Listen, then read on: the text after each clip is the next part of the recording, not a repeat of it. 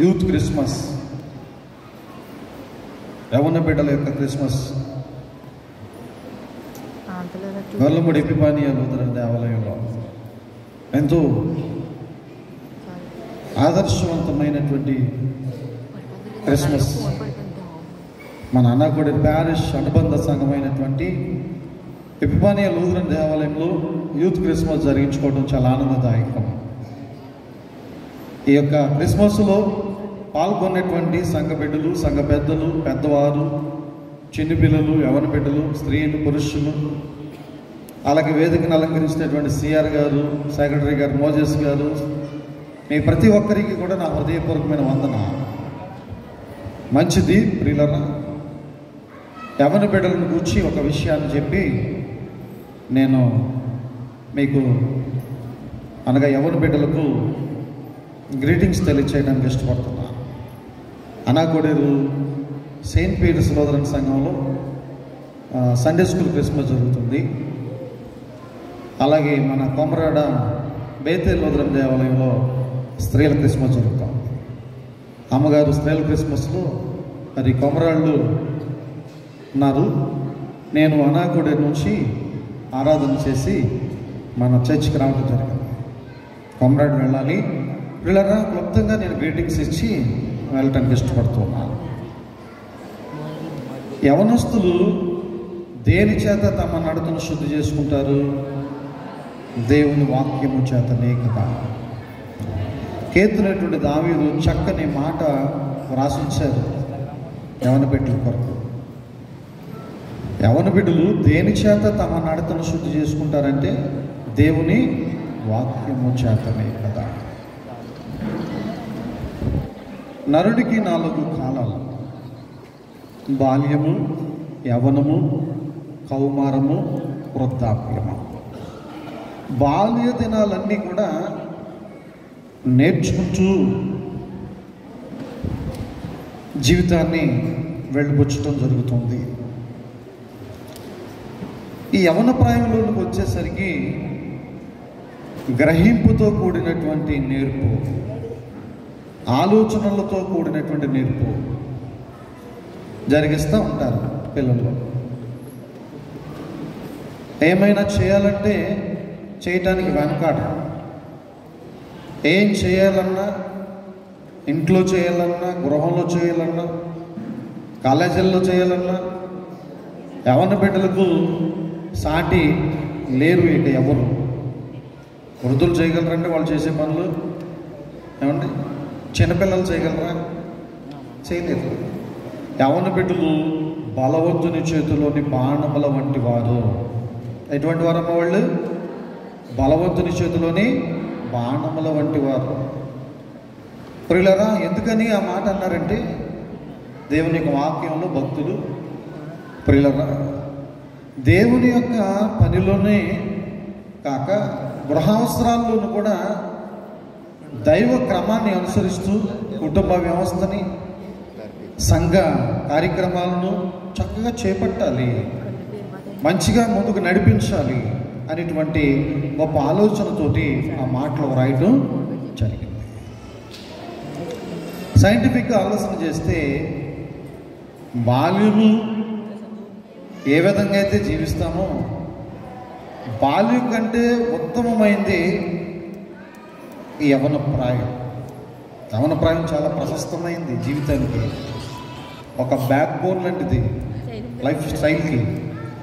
అందుకని ఈ టీనేజ్లో ఆ మనిషి లేక వ్యక్తి లేక స్త్రీ ఏ విధంగా ఉంటారో, ఏ విధమైన అలవాట్లతో ఉంటారో, ఏ విధమైన అభిరుచులు కలిగి ఉంటారో, ఏ విధమైనటువంటి ఆలోచనలతో ఉంటారో అదే రీతిని బట్టి లైఫ్ లాంగ్ వారు జీవితాన్ని కలిగి ఉంటారని సైన్స్ తెలియజేస్తూ ఉంటుంది. ఈ టీనేజ్ చాలా ప్రాముఖ్యమైనది ప్రభునందు ప్రియమైనటువంటి వాళ్ళ మనుష్య మనుగడకు. చూడండి, కాలేజీల్లోనూ అలాగే గొప్ప గొప్ప వ్యవస్థల్లోనూ మనం ఆలోచన చేస్తే వారు ప్రభుత్వాల మీద సైతము ఎదురు దాడి చేసి మాకు ఇది కావాలి, మాకు అది కావాలని చేయించుకోవటంలో మరి అందివేసిన చేయగా యవన బిడ్డలు మనకు కనిపిస్తూ ఉంటారు చాలా చోట్ల. అలాగే కుటుంబాల్లో తమదైన శైలిలో చక్కని రీతిలో కుటుంబాన్ని నడిపించుకుంటుంటారు. చాలా ప్రాముఖ్యంగా చెప్పాలంటే సంఘ వ్యవస్థలో సంఘాల్లో యవన బిడ్డలు చక్కగా పాటలు పాడుతూ దేవుని క్రమానికి బద్దులై దేవుని యొక్క ఇష్టానుసారులైనటువంటి మనుషులుగా, మరి దానియేలు ఏ విధంగా అయితే దేవునికి బహుప్రియుడిగా కనిపించారు, దేవుడు సాక్ష్యం ఇచ్చారు, అటు రీతిలో ఈ యవ్వన ప్రాయంలో చేస్తున్నటువంటి కార్యక్రమాలను బట్టి, ఈ యవ్వన ప్రాయంలో చేస్తున్నటువంటి తీరుతెన్నులు బట్టి పరిశుద్ధ ఆత్మదేవుడు ఎంతగానో ఆనందిస్తాడు అని నేను మీకు తెలియజేస్తా ఉన్నాను. ఏమండి, అవునంటారా కాదంటారా? ఎందుకంటే ప్రియులారా, దేవునికి కాడి మోయడానికి కావలసినటువంటి సమయం ఏంటంటే యవ్వన ప్రాయం. చిన్నపిల్లల్ని పిలుచుకుంటారండి, మ్యాక్సిమం చిన్నపిల్లల్ని పిలుచుకోకపోవచ్చు. యవ్వన బిడ్డల్ని పిలుచుకుంటాడు దేవుడు తన పరిచర్యకు వాడబడమని. వృద్ధుల్ని పిలుచుకుంటాడా? ఏమండి, వృద్ధులను పిలుచుకుంటాడా? పిలుచుకోడు. యవ్వన ప్రాయంలో ఉన్నటువంటి బిడ్డలు పిలుచుకుంటాడు. ఎందుకంటే మంచి ఆరోగ్యవంతులు, బలవంతులు కనుక, దేవుని పని చేయడానికి వెనకాడరు కనుక, ఏ విధమైన శారీరక రుగ్మతులు వారిని కృంగదీయు కనుక, చక్కని ఆరోగ్యవంతమైనటువంటి మంచి మనుషులుగా ఈ సంఘానికి ఎనలేనటువంటి సేవ చేస్తారనేటువంటి ఆలోచనలతోటి దేవుడు ఈ యవ్వన బిడ్డలను ముఖ్యంగా తన కాడిని మోయమని ఆహ్వానిస్తూ ఉంటున్నాడు. తన కాడి మోయమని సెలవిచ్చేది ఏ సమయంలోనంటే యవ్వన ప్రాయంలోనే అని నేను మీకు తెలియజేస్తా ఉన్నాను. చూడండి, సమూయేలు బాల్యం నుంచి దేవుని మందిరాల్లో పెరుగుతూ వచ్చాడు. యవ్వన ప్రాయం వచ్చేసరికి ఆయన చక్కని ప్రవక్తగా రాణించాడు 12 గోత్రాల వారిలో. అలాగే సొలొమోను మన బట్టి ఆలోచన చేస్తే ఆయనకి ఏం తెలీదు.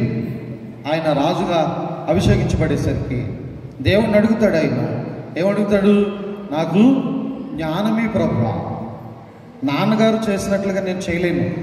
నాన్నగారికి తెలిసినవన్నీ నాకు ఇప్పుడు తెలియదు. ఈ వయసులో చిన్నవాడిని కనుక, యవనస్తుడిని కనుక, మీరు నాకు ఆ ప్రజల్ని ఏ విధంగా పరిపాలించాలి, దేవుని మందిరాలను ఏ విధంగా నేను కట్టాలి, దేవుని మందిరంలో ఏ విధంగా అభిషిక్తులను ప్రోత్సహించాలి, ప్రేమించాలి, పోషించాలి, ఇవన్నీ కూడా నాకు తెలియచే ప్రభువా, నేర్పించు ప్రభువా అని ప్రార్థన చేసుకుంటాడు ఆయన కదండి.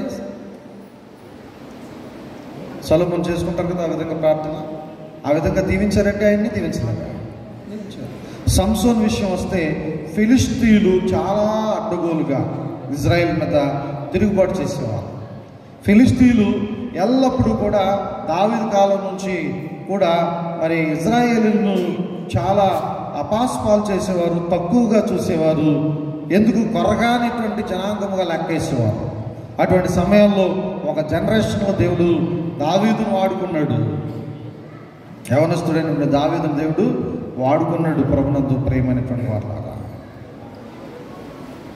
అందుకు ఆ రాజుగారు ఏం చేశారు? ఆయనకి సౌలు రాజుగారు ఏం చేశారు? యుద్ధంలో గెలిచినందుకు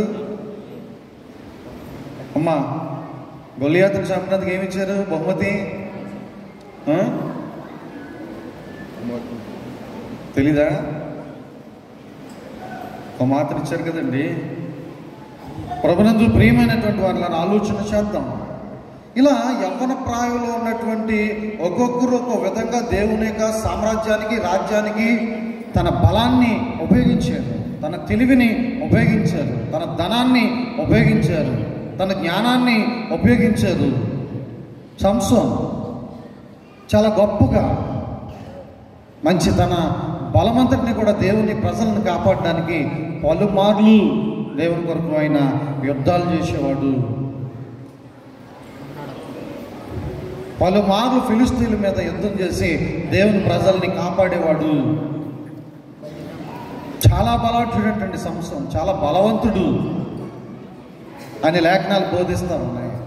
ఈ బలమంతా యవన ప్రాయంలో ఉన్నటువంటి బిడ్డలకు పరిపూర్ణమైనటువంటి బలాతిశయాలు, బలము, శక్తి మరి ఆ జనరేషన్లో దేవుడు ఆ బిడ్డలకి ఇవ్వటం మనం గమనిస్తూ వచ్చాం.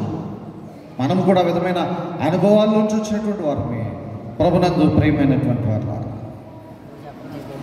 ఈ విధంగా ఒక్కొక్కరు ఒక్కొక్క రీతిగా దేవుని పనులు యవన బిడ్డలుగా వాడబడ్డారు, యవన బిడ్డలుగా దేవుణ్ణి రాణించారు, యవన బిడ్డలుగా దేవుని సంఘాలని కట్టారు, యవన బిడ్డలుగా మరి దేవుని ప్రజల్ని రక్షించారు యుద్ధాలు చేసి.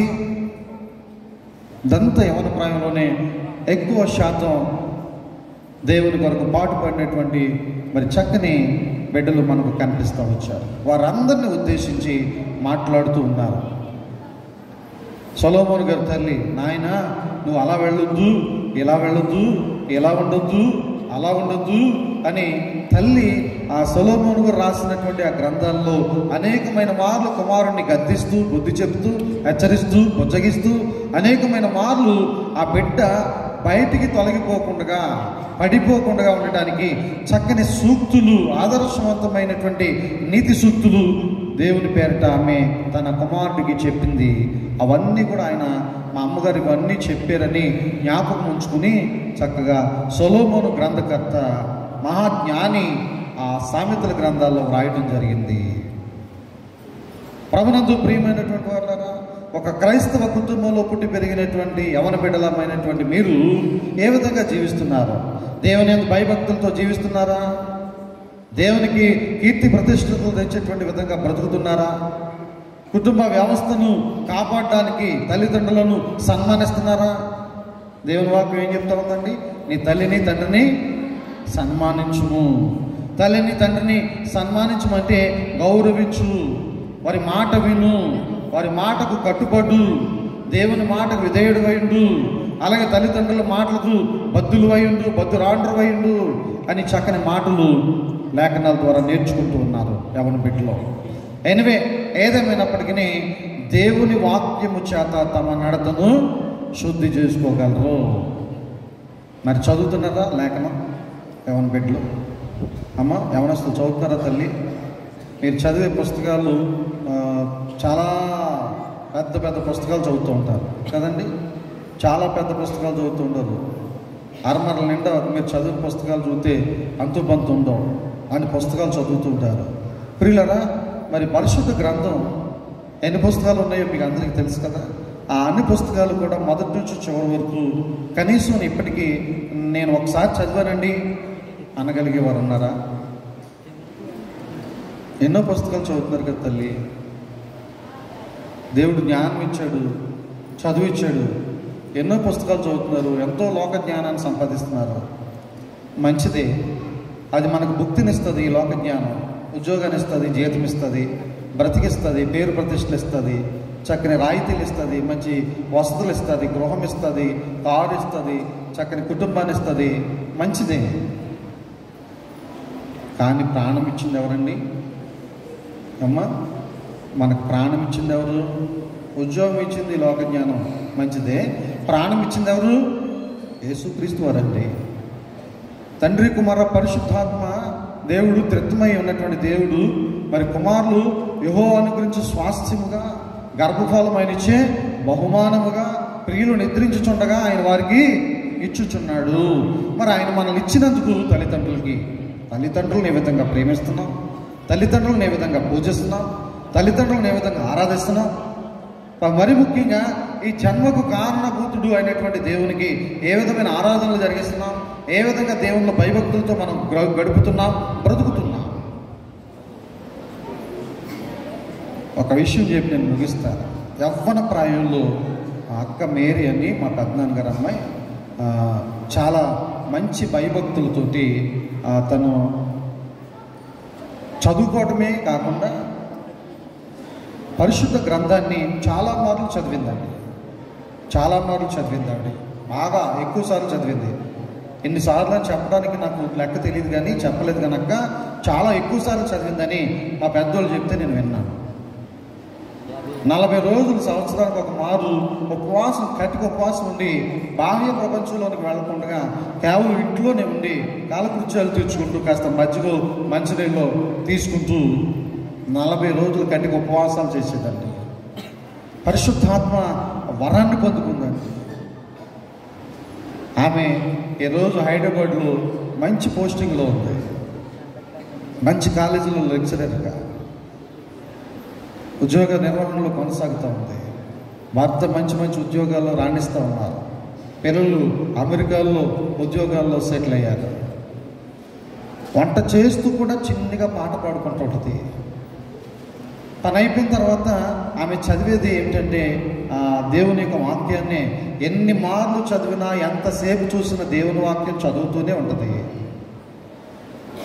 సమయము అసమయమని అనుకోకుండా మోకాళ్ళ మీద నిలబడి ప్రార్థన చేస్తూనే ఉంటుంది. పెదాల కథలో కళ్ళంట నీళ్లు కారుతూనే ఉంటాయి. నిజంగా అటువంటి వారిని ఆదర్శంగా తీసుకోవాలని నేను చాలా ఆశపడ్డాను. తీసుకున్నాను, ఇంతటి వాడినయ్యాను. ఆ యవన ప్రాయంలో నాకు అక్క నేర్పించినటువంటి ఆ చక్కని ఆత్మీయమైనటువంటి ఆ మాటలే నన్ను ఇంతటి వాడిని చేశాయి. మీరెవరికి ఆదర్శంగా ఉన్నారు? తోటి స్నేహితులకు ఆదర్శంగా ఉన్నారా? తోటి ఇరుగు పొరుగు చదువుకునేటువంటి వారికి, కొలీగ్స్కి, అలాగే మాస్టర్ గారులకి ఆదర్శంగా ఉన్నారా? ప్రభునందు ప్రియమైనటువంటి వారున్నారా? దేవుని యొక్క వాక్యము చాలా మంచిది. ఆ వాక్యాన్ని ఎల్లప్పుడూ చదువుకుంటూ వెళితే చాలా ప్రయోజకులు అవుతారు.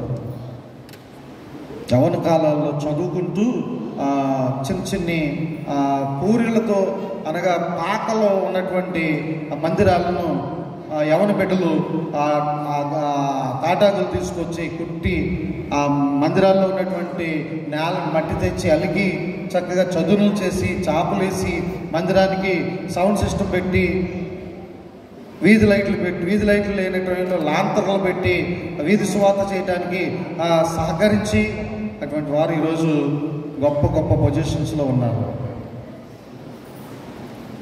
2 రాష్ట్రాలు కలిపి ఉన్నప్పుడు మా పెప్పర గ్రామంలో ఒక మంచి విద్యావేత్త రైల్వే శాఖ అంతటికి కూడా ఆయన ఒక గొప్ప ఆఫీసర్గా ఉన్నారు. 2 రాష్ట్రాల్లో RAS రైల్వే ఆఫీసర్ ఆయన. ఒక భోగి ఆయన ఫ్యామిలీకి ఇచ్చేస్తారు. ఆయన ఎక్కడికన్నా నేను వెళ్ళాలంటే ఒక భోగి ఆయనకి రిజర్వేషన్, ఆయనకి ఒక భోగి రిజర్వేషన్. ఆ భోగిలకి ఎవరు ఎక్కరు.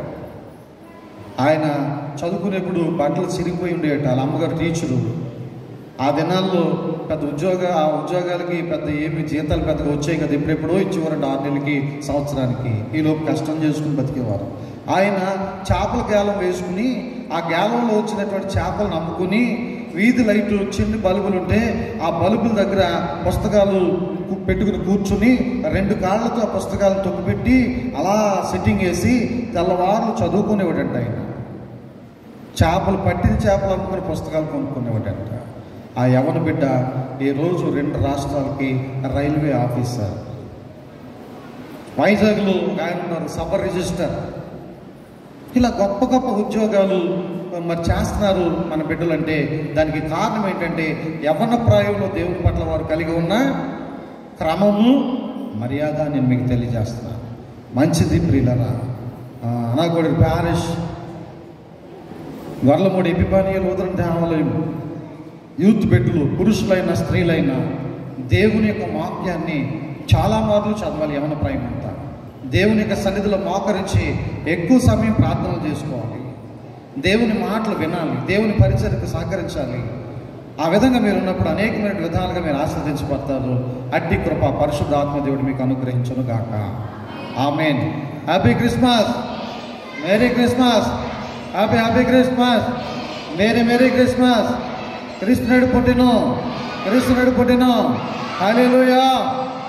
ఎపిఫానియా లోదరాను యవన బిడ్డలను దేవుడు దీవించును గాక. ఆమేన్. మంచిదండి. మీ అందరికీ వందనాలు.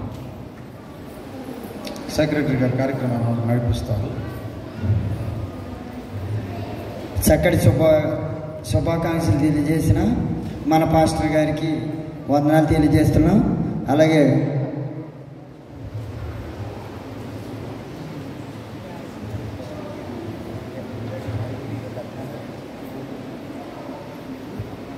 గ్రీటింగ్ ఇద్దరు తెలియజేస్తారు. 2 నిమిషాలు మించకుండా చేయవలసిందిగా కోరుచున్నాం. గోట్ల జ్ఞానప్రకాశం గారు వచ్చి యూత్ వారికి గ్రీటింగ్ తెలియజేయవలసిందిగా కోరుచున్నాం. రండి.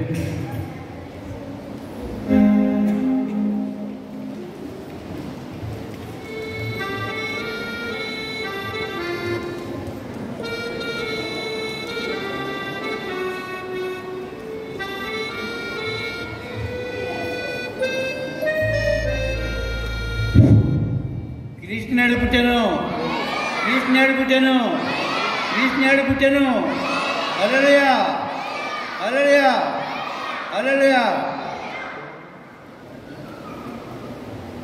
మరి మన ఎపిఫెనియా లూథరన్ చర్చి మన సంఘస్థులంతా కూడా ఈరోజు మనం ఇలాగా యూత్ జరుపుకోవడంలో యూత్ కుర్రలు చాలా ఆనందకరంగా సంతోషంగా ఉంది. కనుక ఈ యొక్క యూత్ ఇప్పుడే కాదు నిత్యం కూడా ఇలా జరుపుకోవాలి అని నా ఆశ.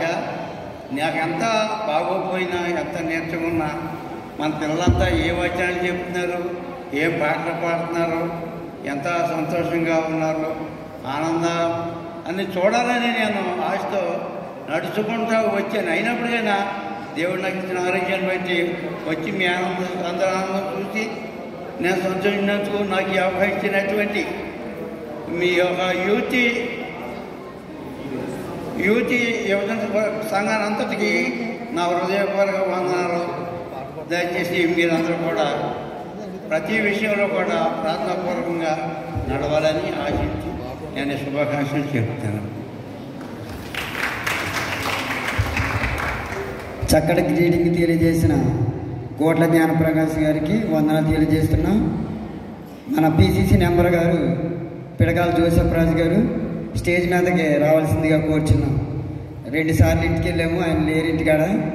దయచేసి క్షమించి దాన్ని స్టేజ్ మీద రావాల్సిందిగా కోరుచున్నాం.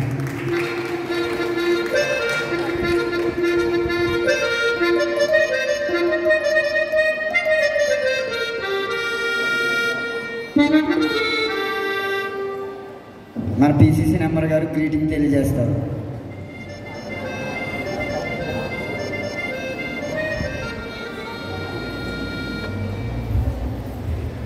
ఇక్కడికి వచ్చేసినటువంటి సంఘస్థులకి మరి సిఆర్ గారికి పాస్టర్ గారికి నా హృదయపూర్వక వందనాలు తెలియజేస్తూ ఈ విధంగా సుందరంగా అలంకరించి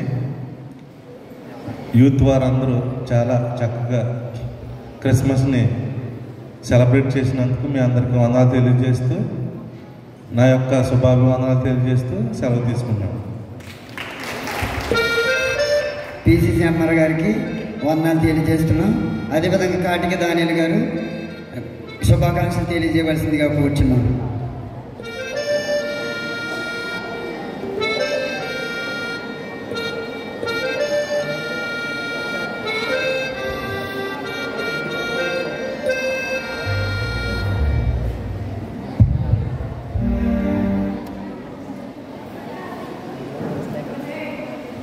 యూత్ క్రిస్మస్ శుభాకాంక్షలు తెలియజేస్తున్నాను.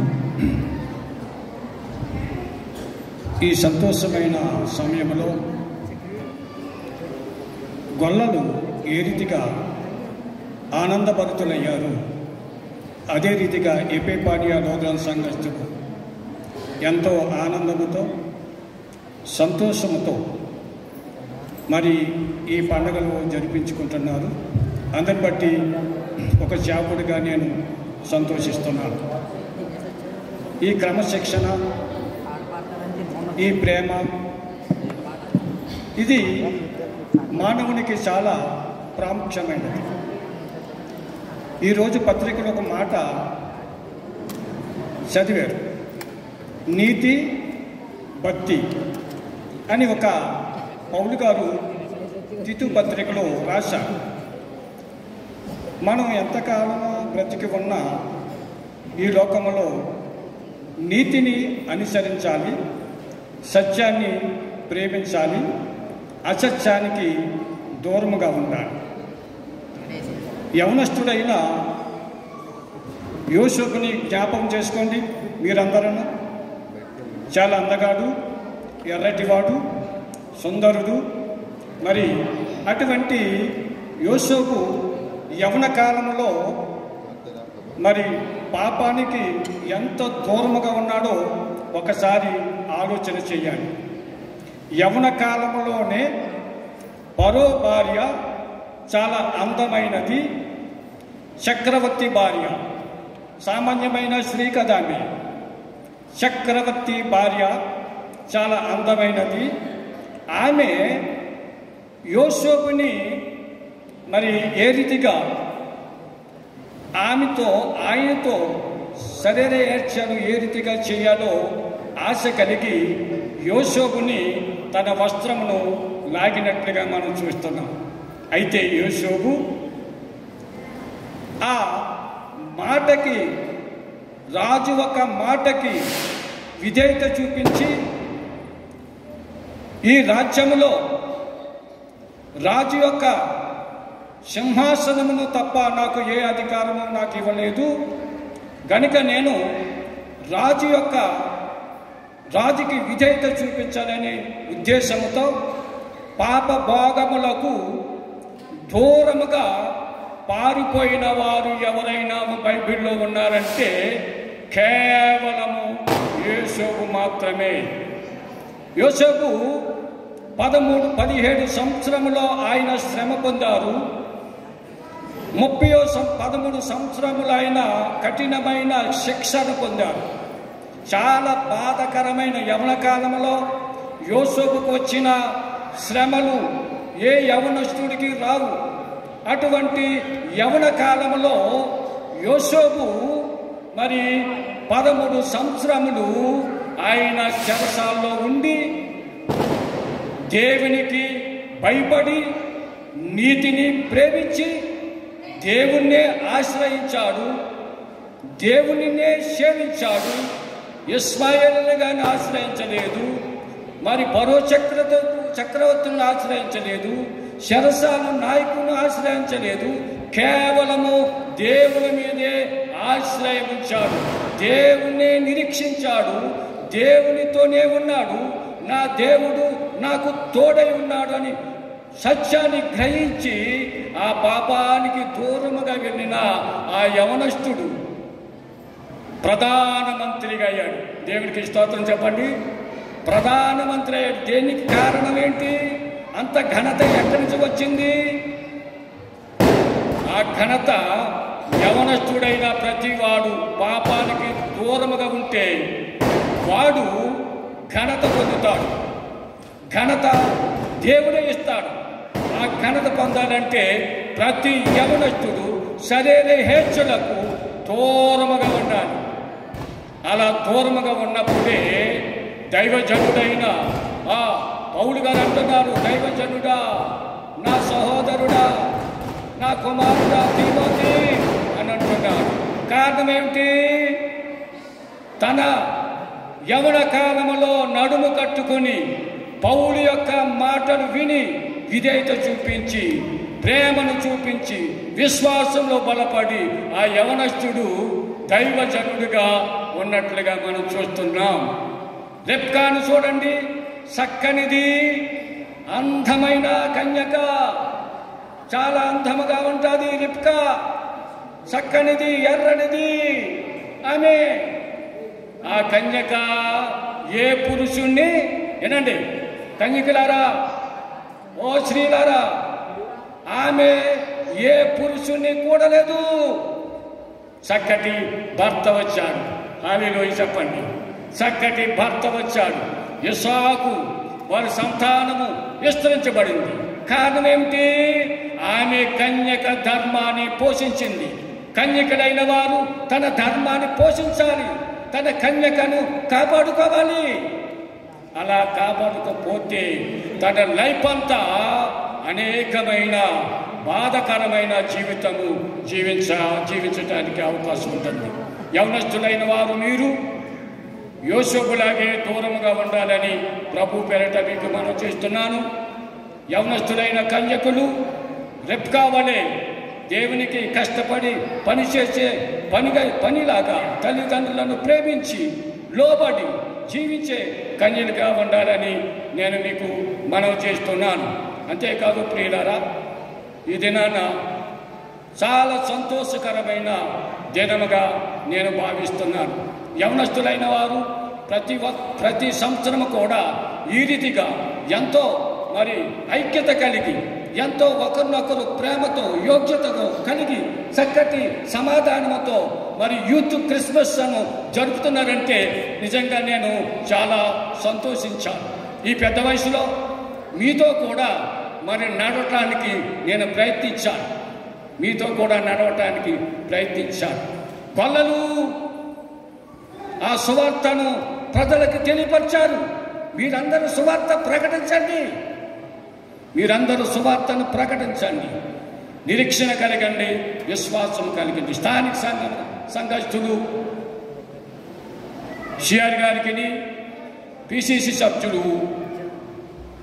జోసెఫ్ రాజు గారికి, సెక్రటరీ గారు మోసే గారికి, సంఘస్థులకును, గ్రామస్తులకును, బాలబాలికలకును, యవనస్తులకును, విశ్వాసులకు, పరిశుద్ధులకు, గ్రామ కుటుంబకులకు యూత్ క్రిస్మస్ శుభాకాంక్షలు తెలియజేస్తూ ఈ సమయం ఇచ్చిన అధ్యక్షులకి వందనాలు తెలియజేస్తూ నా మాటలు ముగిస్తున్నాను. God bless you all.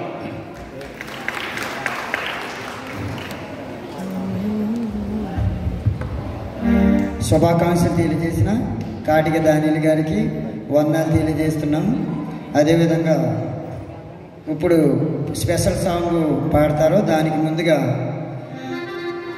మన శుభాకాంక్షలు తెలియజేసిన పాస్టర్ గారు జాన్ మోజెస్ గారికి, అలాగే మన స్థానిక సిఆర్ గారు చంద్రశేఖర్ గారికి, అలాగే పిసిసి నెంబర్ గారు పిడకాల జోసెఫ్ రాజు గారికి, సంఘ పెద్దలు పిడకాల జాకూబ్ రాజు గారికి, కోలాతి చిట్టిరాజు గారికి, పొడపాటి జాన్ విక్టర్ గారికి, గుమ్మాపు యేసుదాస్ గారికి, నల్లి యేసుపాదం గారికి, అలాగే స్త్రీల సంఘ పెద్దలు పిడకాల రాజ్యలక్ష్మి గారికి, బేతపూడి ఆశీర్వాదం గారికి, ఏర్చెల్ల మౌనిక గారికి, కొత్తగా ఎన్నిక కాబడిన స్త్రీల సంఘ పెద్ద గోడి శాంతకుమారి గారికి, కర్తాకల్ ఉదయం గారికి, అలాగే సండే స్కూల్ పిల్లలకి, యూత్ వారికి, ఉదయం క్యారల్స్ పాల్గొన్న వాళ్ళందరికీ, ఇప్పుడు ఆరాధనలో పాల్గొన్న వాళ్ళందరికీ నిండు శుభాకాంక్షలు, యూత్ శుభాకాంక్షలు తెలియజేస్తున్నాము. ఇప్పుడు ప్రత్యేక పాట పాడతారు, అనంతరం మన సిఆర్ గారు వాకి సందేశం అందిస్తారు. దయచేసి ప్రత్యేక పాట పాడవలసిందిగా కోరుచున్నాం.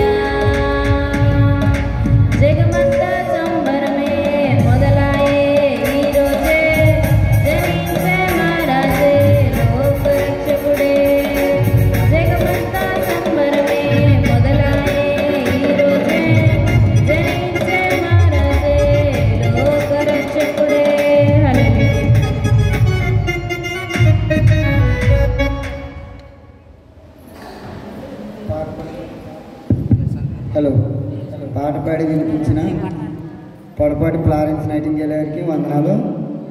ప్రాముఖ్యమైన సమయం మన సిఆర్ గారికి ఇస్తున్నాం. ఆయన వాక్య సందేశం అందిస్తారు.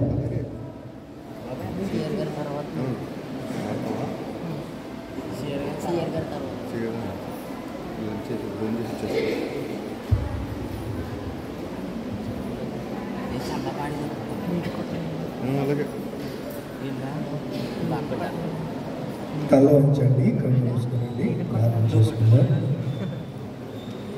అత్యంత కృప కలిగిన తండ్రి, ప్రేమ కలిగిన ప్రభువా, ఈ పరిశుద్ధ పాద సాన్నిధ్యంలో మేము ఉన్నాం. ఈ పాదాలకు నమస్కరిస్తూ ఉన్నాను తండ్రి, నీకు వందనాలు. జ్ఞానం కలిగినటువంటి జ్ఞానులు నీ యొద్దకు వచ్చినప్పుడు వాళ్ళ జ్ఞానం అంతటిని విసర్జించి తమ్ముడు తాము తగ్గించుకుని నీతోటి సాగిలపడి వారు తీసుకొచ్చినటువంటి కానుకలను నీకు సమర్పించారు. హృదయం అనే కానుకను నీకు వారు సమర్పించిన విధానంలో వారు వేరొక మార్గం గుండా వెళ్ళినట్లుగా పరిశుద్ధ లేకుండా చూస్తూ ఉండగా మా జీవితాల్లో కూడా ఒక నూతన మార్గాన్ని మాకు అనుగ్రహించండి. ఈ యూత్ క్రిస్మస్ ఈ దినాన్న ప్రత్యేకంగా చేరి కూడినటువంటి బిడ్డలందరితో మీరు మాట్లాడి మహిమ పొందమని, కొద్ది నిమిషాలు సేవకుని మరుగు చేయమని యేసునామములో అడుగుచున్నాను పరమ తండ్రి, ఆమేన్. క్రీస్తు నేర్పుంటేను బాబు ఆర్కెస్ట్రా వాళ్ళు వెళ్ళిపోతున్నారా? ఒకసారి ఉండండి, ఎదురుగానే వెళ్ళిపోయారు.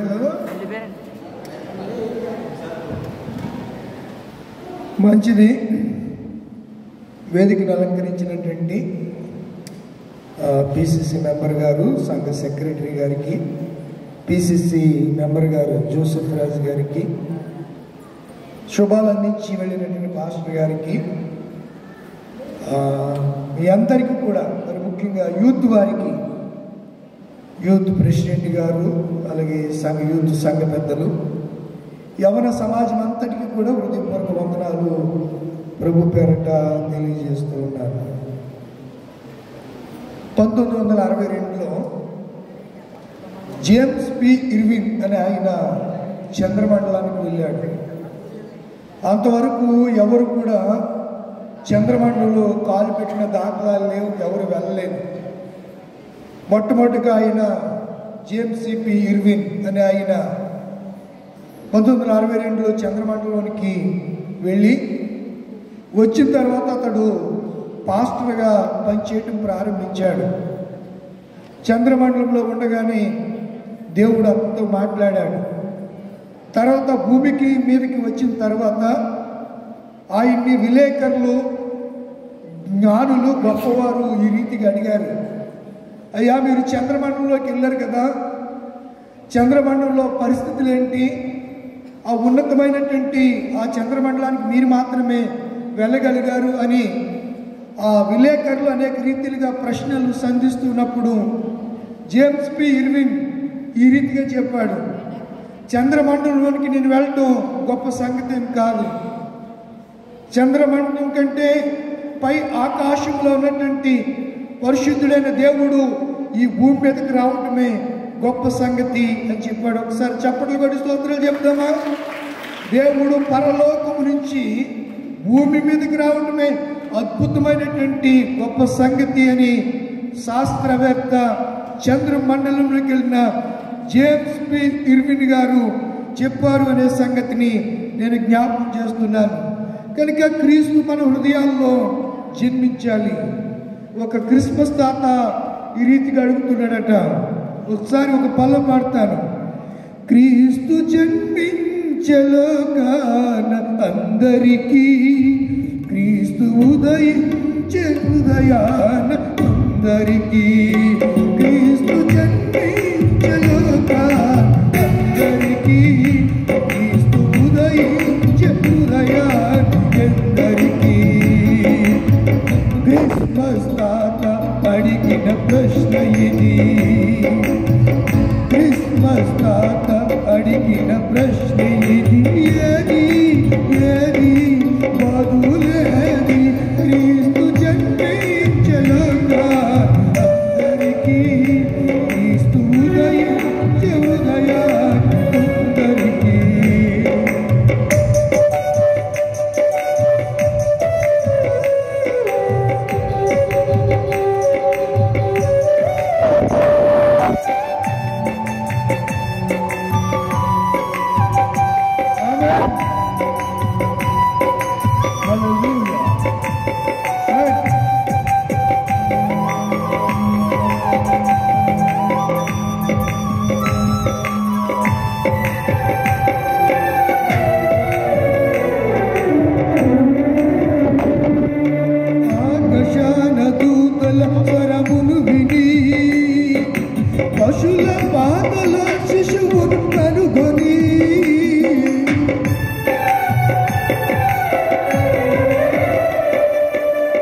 ఆకాశనదుల స్వరమును విని పశుల పాటల శిశువును కనుగొని విశ్వాసముతో ప్రణమిల్లిరి ఆనాడు విశ్వాసముతో ప్రణమిల్లిరి ఆనాడు నిజ విశ్వాసులు ఎందరు ఈనాడు క్రిస్మస్ తాత అడిగిన ప్రశ్న ఇది క్రిస్మస్ తాత అడిగిన ప్రశ్న ఇది ఏది ఏది వదులేది క్రీస్తు జన్మించలాక అందరికీ క్రీస్తు ఉదయించలుదయా కొందరికి తూర్పు దిక్కున చుక్కను కనుగొని ఓర్పున దేవుని ఉపదేశము విని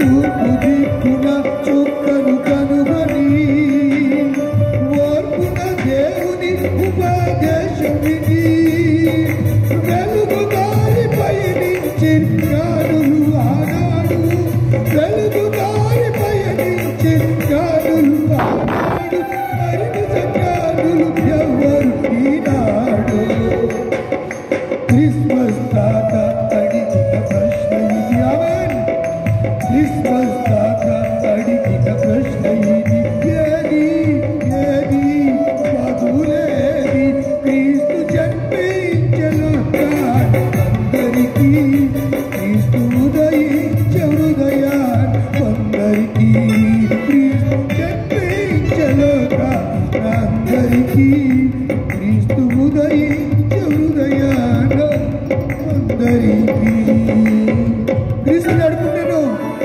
క్రీస్తు నడుపుండెను హ్యాపీ క్రిస్మస్ మంచిది జేమ్స్ పి ఇర్విన్ చెప్పినట్లుగా దేవాది దేవుడు సర్వ మహిమను విడిచి భూలోకానికి మనల్ని రక్షించడానికి ఆయన ఈ లోకానికి వచ్చారు అనే సంగతిని నేను జ్ఞాపకం చేస్తూ ఉన్నాను. ప్రభునందున ప్రియమైన దైవ జనాంగమా, స్టార్కి ఎన్ని కోణాలు ఉంటాయి చెప్పండి? స్టార్ చూశారు కదా, ఎన్ని కోణాలు ఉంటాయి? 5 కోణాలు ఉంటాయి. Christmas characters 5 characters. క్రిస్మస్లో 5 వ్యక్తులు కూడా ముఖ్యులుగా మనకు కనబడుతూ ఉంటారు. క్రిస్మస్కి స్టార్కి 5 కోణాలు, క్రిస్మస్లో 5 వ్యక్తులు, క్రిస్మస్లో శిశువులో ఉన్నటువంటి 5 లక్షణాలు, టోటల్గా 15 వివరాలు బైబిల్లో వ్రాయబడ్డాయి. క్రిస్మస్లో 5 వ్యక్తులు ఎవరు అనగా మరియా, యోసేపు, దూతలు, గొల్లలు, జ్ఞానులు. ఎంతమంది? 5. నక్షత్రానికి ఎన్ని కోణాలు ఉంటాయి? 5 కోణాలు ఉంటాయి. 5 కోణాలు 5 విషయాలను జ్ఞాపకం చేస్తూ ఉన్నాయి. ఒకసారి బైబిల్ని మనము పరిశీలన చేస్తే యెషయా గ్రంథము 9వ అధ్యాయము 6వ వచనం నుంచి చదువుకుందాం. ఏలయనగా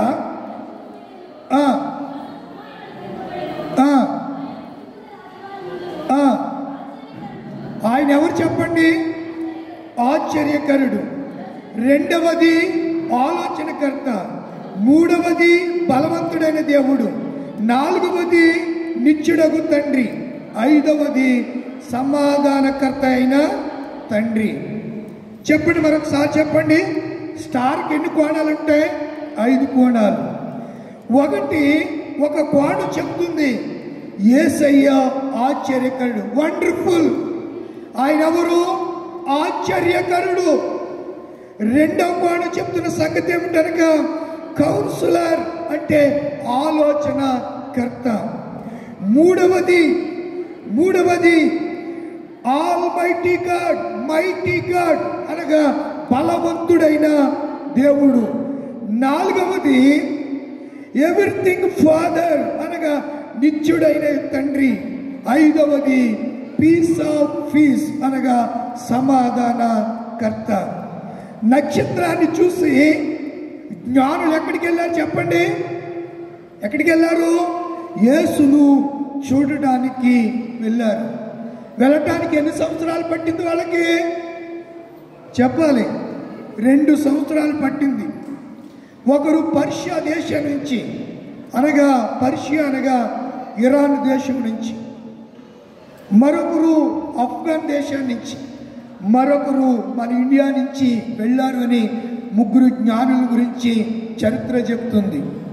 కాస్పరస్, బెల్సెస్, మరొక ఆయన మైకెల్ అనే మొత్తము 3 జ్ఞానులు వారు వెళ్ళారు. భారతదేశం నుంచి వెళ్ళినటువంటి వ్యక్తి సాంబ్రాన్ని తీసుకువెళ్ళాడు. పర్షియా నుంచి వచ్చిన వాళ్ళు బంగారాన్ని తీసుకొచ్చారు. ఆఫ్ఘనిస్తాన్ నుంచి వెళ్ళిన వారు వాళ్ళని తీసుకుని వెళ్ళారు. ఈ 3 కానుకలు 3 అద్భుతమైనటువంటి యేసు క్రీస్తు యొక్క గుణలక్షణాలకు సాదృశ్యంగా కనబడుతుంది. బంగారం రాజరికానికి గుర్తు, బోళము ఆయన మరణానికి గుర్తు, సాంబ్రాణి ప్రధాన యాజకుడు అని చెప్పడానికి గుర్తులుగా మనకు కనబడుతున్నాయి.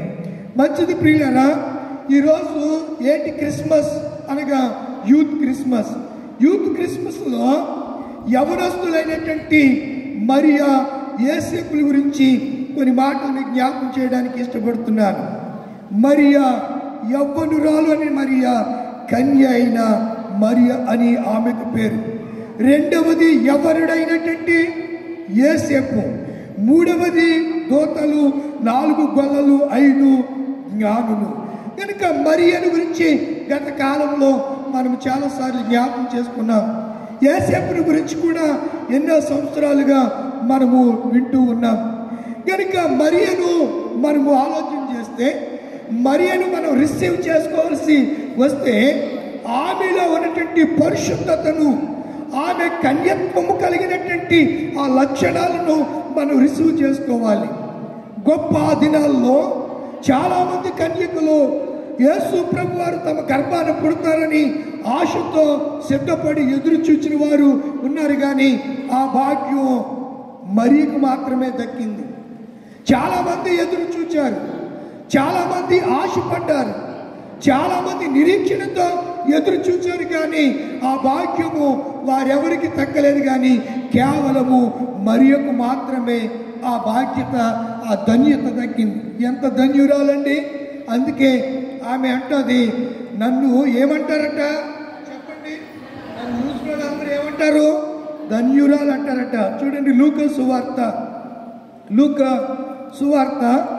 1వ అధ్యాయము, లూకా సువార్త 1వ అధ్యాయము 1వ అధ్యాయంలో ఆ మాటలు కనబడుతుంది. ఎన్నో వచ్చిన చదవండి. సర్వశక్తిమంతుడు నాకు గొప్ప కార్యములు చేశాను. సర్వశక్తిమంతుడు నాకు గొప్ప కార్యము. ఆయన ఎవరు? ఆశ్చర్యకరుడు.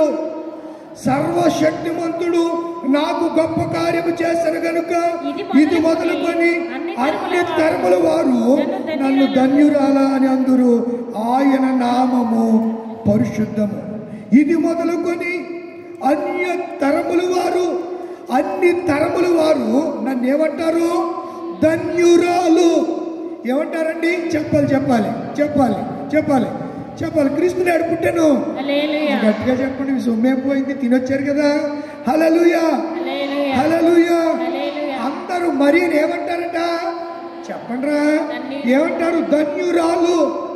నన్ను ఏమంటారు? ధన్యురాలు. ఎవరంటుంది? చెప్పాలి. ఎవరంటున్న మాట ఇది? మరియా అంటున్న మాటే. మరియా అనటానికి ముందు ఆమె మాట్లాడుతుంది 46వ వచనం. అప్పుడు మరియా ఇట్లా, నేను నా ప్రాణము ప్రభువుని గణపరచుచున్నది. నా ప్రాణము ప్రభువుని గణపరచుచున్నది. ఎవరిని గణపరుస్తుంది? నా ప్రాణం ప్రభువుని గణపరుస్తుంది. ఆయన తన దాసురాలి దీన స్థితిని కటాక్షించెను. నా ఆత్మ నా రక్షకుడైన దేవుని యందు ఆనందించాను. ఈ మాట చెప్తుంది. నా ప్రాణం ఈ సమయంలో, నా ప్రాణము ఎవరిని కనపరుస్తుంది? ప్రభువుని కనపరుస్తుంది. ఆయనకు ఇదిగో శిశువు పుట్టినన్నారు కదా, ఆయన పేరేంటి? ఆశ్చర్యకరుడు. ఆయన పేరు. కనుక ఆశ్చర్యకరుడైనటువంటి దేవుణ్ణి ఇక్కడి నుంచి వెళ్ళాక అక్కడ మైక్ లేదు, గట్టి కలిసి పొందుకుపోయింది. ఇక్కడ వాకింగ్ చెప్పి ఒక చాటుకి వాకింగ్ చెప్పడానికి వెళ్ళాను. ఇక్కడ మైకు లేదు, మామూలుగా ఇండివిజువల్ మీటింగ్. ఆ జనం కాంగ్రిగేషన్ నేను ఏదో 20 మంది 30 మంది ఉంటారనుకుంటే అలా 100 మంది ఉన్నారు. అలా కూర్చుంటే వాళ్ళకి అందదు కదా మాట, కొంచెం బిగ్గరగా మాట్లాడవలసి వచ్చింది. టోన్ కొంచెం డ్యామేజ్ అయింది. డ్యామేజ్ అంటే కొంచెం స్వరపేటిక ఇబ్బందిగా ఉంది. ఆయన ఆశ్చర్యకరుడు. ఈమెమంటుంది? మరి ఎవరు? యవనస్తురాలు. మరి ఎవరు? యవనస్తురాలు. యవన ప్రాయములో ఆమె దేవుని యందు భయభక్తులు కలిగి ఉంది. దేవదూత స్వరాన్ని వింది. దేవదూతనే చూచింది ఆమె. దేవదూత స్వరము వింది. దేవదూతనే ఆమె చూడటం, దేవుని దేవదూత ఆమె ఎందుకు పంపబడటం చూస్తున్నాం. ఇవంటుంది నా ప్రాణము ప్రభువుని కనపరుస్తుంది. ఒక మాట మీకు జ్ఞాపకం చేస్తాను. యెషయా గ్రంథము 28వ అధ్యాయము 29వ వచనం.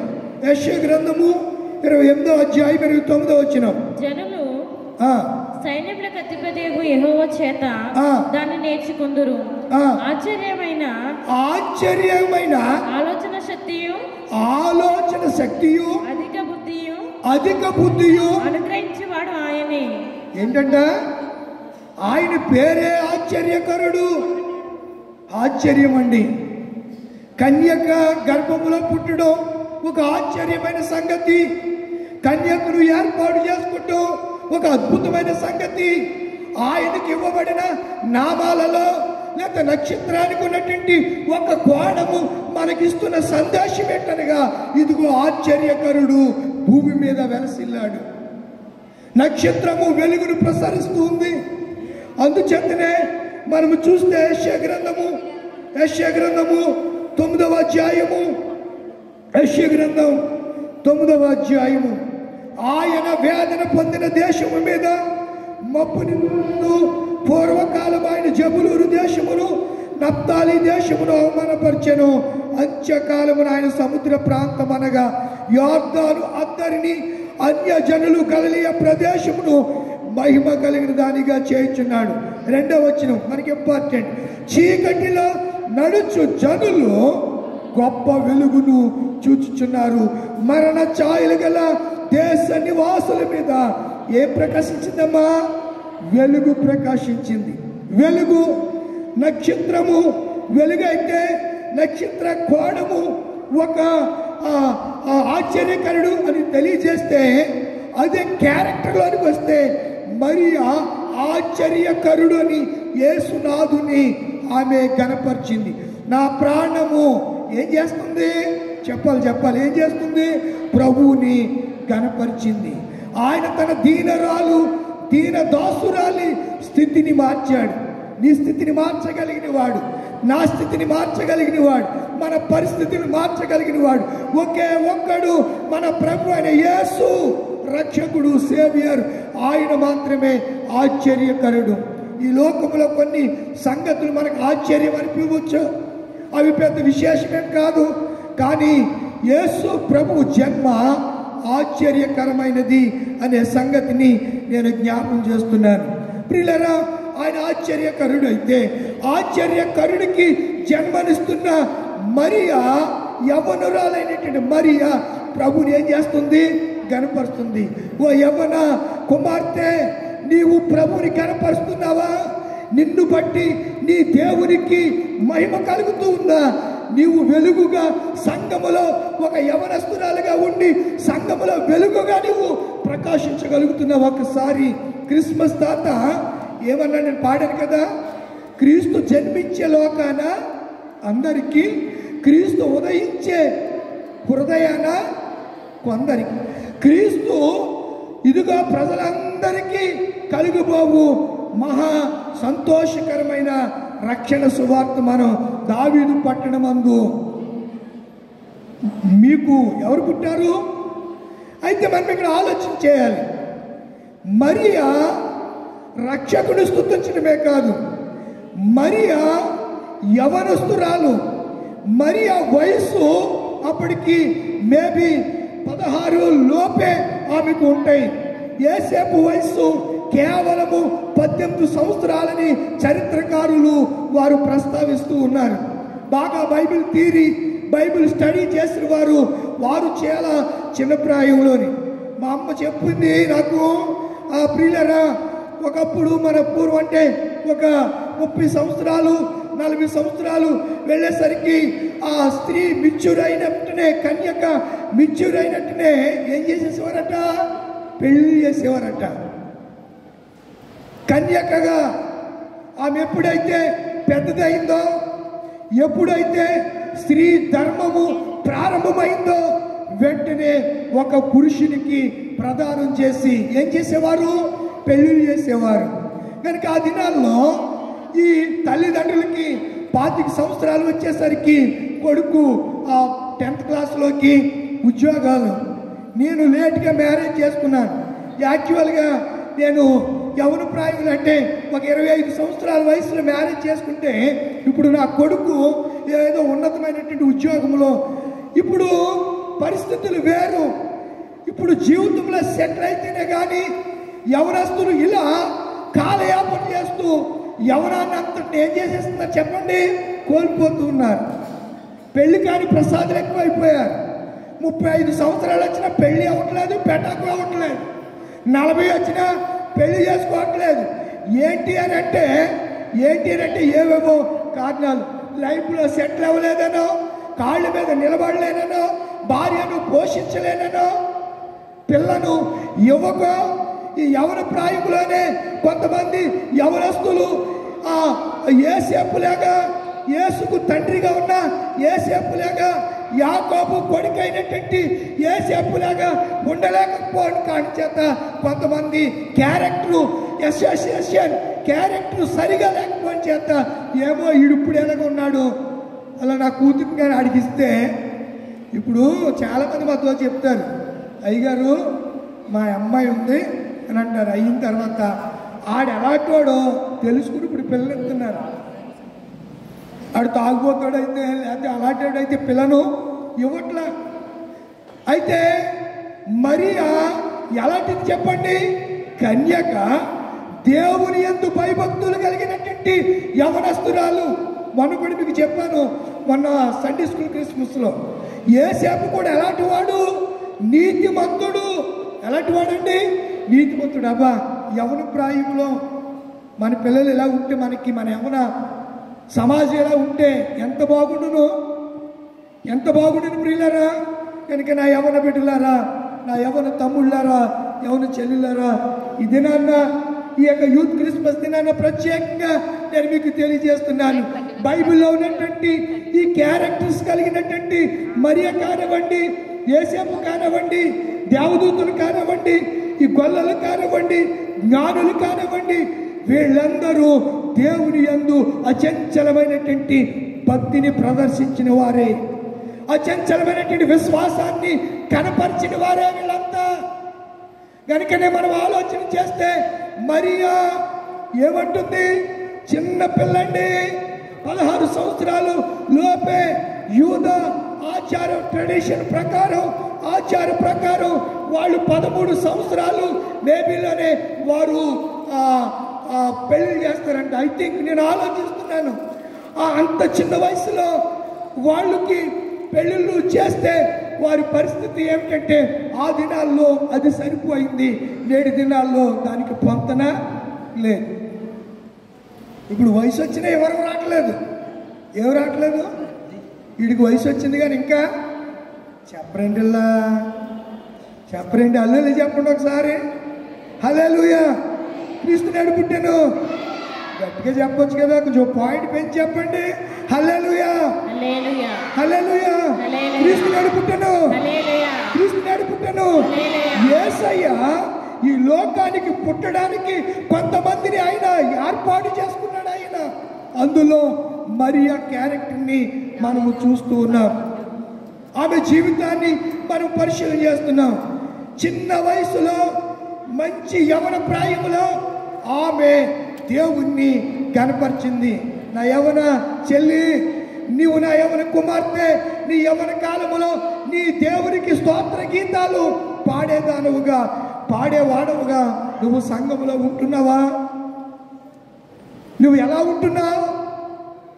మరియ వలె నీ జీవితాన్ని నీ జీవితం దగ్గర పెట్టి ఒకసారి ఈ రాత్రి పరీక్షించు. రెండవ క్యారెక్టర్ యోసేపు. ఎవరో చెప్పాను? నీతిమంతుడు. అదే మనము యేసుకున్నటువంటి నామాలు బిరుదుల్లో రెండవది ఏంటి చెప్పండి? రెండవది ఏంటి చెప్పాలి? 9వ అధ్యాయము రెండవది ఆలోచనకర్త. రెండవది ఆలోచనకర్త. యేసేపు అంట ఆలోచించుకుంటున్నాడంట. ఉందా బైబిల్ అలాగని? అతడు ఈ సంగతుల గురించి ఇంగ్లీష్లో ఆలోచన అనే పదాన్ని కౌన్సిలర్, ఆలోచించుకుంటున్నాడు. ఎవరు? నేడు దినాల్లో యవనస్తుడికి ఏమి లేదు? ఆలోచన లేదు. గాలి తిరుగుతున్నారు అంతే. గాలికి తిరుగుతున్నారు. ప్రియులారా, యేసేపు అలా లేడు, ఆలోచిస్తున్నాడు. చూడండి, రోమీయులకు రాసిన పత్రిక 11వ అధ్యాయము 34వ వచనాన్ని చదవండి. రోమీయులకు రాసిన పత్రిక ఇంకో 10 నిమిషాల్లో ముగిస్తాను. రోమీయులకు రాసిన పత్రిక 11వ అధ్యాయము 34వ వచనం. ప్రభు మనసును ఎరిగిన వాడెవడు? అమ్మా, ప్రభు మనసును ఎరిగిన వాడెవడు? ప్రభు మనస్సును ఎరిగిన వాడు. ఆయనకు ఆలోచన చెప్పిన వాడెవడు? ఏం చెప్తారంట ఆయనకి? ఆలోచన. ఆయనకి కౌన్సిల్ ఎవరండి? ఆయనకు ఆలోచన చెప్పువారు ఎవరు? ముందుగా ఆయనకిచ్చి ప్రతిఫలము పొందగలవాడెవడు? ఆయనకు ఆలోచన చెప్పగలిగిన వాడు ఎవడు? ఆయన ఆశ్చర్యకరుడు. నెంబర్ 1 ఆయన ఆలోచన కర్త. కర్తని ఎవరినంట? ఒరే కర్త, కర్మ, క్రియ అంతా భగవంతుడేరా అని అంటూ ఉంటాం చాలాసార్లు. కర్త అంటే మూలం, కర్త అంటే బేస్, మూలము, ఆధారం. ఒక విషయాన్ని మీకు జ్ఞాపకం చేస్తాను. కెనడా నుంచి అమెరికా రావడానికి మధ్యలో నయాగర్ అనే జలపాతం ఉంటుంది. ఏ జలపాతం? నయాగర్ ఫాల్స్ అంటారు దాన్ని. నయాగర్ జలపాతం ఎక్కడో పైన ఉంటుంది, కింద లోయ. అక్కడి నుంచి వాటరు మితిమీరిన వేగంతో కింద పడుతూ ఉంటారు. ఈ కెనడా నుంచి అమెరికా రావడానికి చాలా దగ్గర దారి. అయితే ఒక అతను ఆ కెనడా ఈ కొన నుంచి అమెరికాకి ఈ కొనకి ఒకరు వైర్ కట్టి, ఆ వైర్ మీద నేను అవతల నుంచి, ఈ కెనడా నుంచి నేను అవతలకి వెళ్తాను, ఈ నయాగర్ జలపాతాన్ని నేను దాటుతాను అని మీరు విశ్వసిస్తున్నారంటే, ఓ ఎస్ మేము విశ్వసిస్తున్నాం అని అందరూ చప్పట్లు కొట్టారు. మీరు కూడా ఒకసారి చప్పట్లు కొట్టండి, గట్టి కొట్టండి, గట్టిగా. కరోనా వ్యాక్సిన్ వేసుకునే వాళ్ళు ఎంతమంది ఉన్నారు చెయ్యొద్దండి. కరోనా వ్యాక్సిన్ మీరు ఎవరు వ్యాక్సిన్ వేయించుకోలేదేంటి? కరోనా వస్తుందని అందరం వ్యాక్సిన్ వేయించుకున్నాం కదా. వేయించుకున్నావా? అందరూ వ్యాక్సిన్, నేను కూడా వేయించుకున్నాను. ఎన్ని డోసులు వేయించుకున్నారు మీరు? 2 డోసులు వేసుకున్నారు. ఈ లోపు 3వ డోసు వేయించుకుందాం అనుకున్నప్పటికీ కొంచెం ఏమైంది? కరోనా తగ్గుముఖం పట్టింది. ఈ మధ్యన అమెరికా శాస్త్రవేత్త ఒక ఆయన కరోనా వచ్చినప్పుడు టీకాలు వేయించుకున్నారు. ఆ టీకాల వల్ల చాలా మందికి ఏమవుతున్నాయంట? హార్ట్ అటాక్లు వస్తున్నాయి. ఎంతైనా నర్సు గారే ఏమవుతున్నాయట? రియల్ అండి ఇది. ఏమొస్తున్నాయి? హార్ట్ అటాక్ వస్తున్నాయి. కనుక మీరు ఉదయమే